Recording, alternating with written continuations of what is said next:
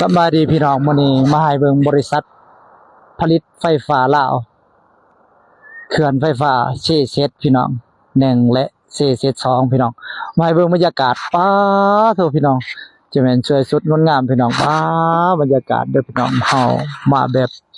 เดินทางแบบผู้เดียวพี่น้องมื้อนี้มาผู้หนึงผู้เดียวพี่น้องมาเบิ่งเด้อบรรยากาศ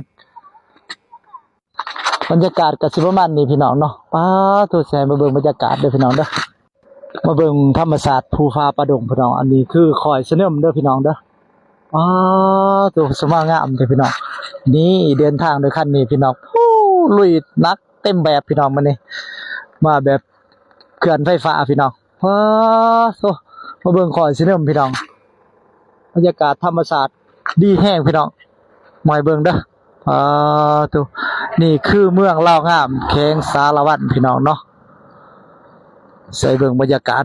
การเดินทางของเฮามื้อนี้โพนพี่น้องเนาะงามบ่พี่น้องจะเป็นงามพี่น้อง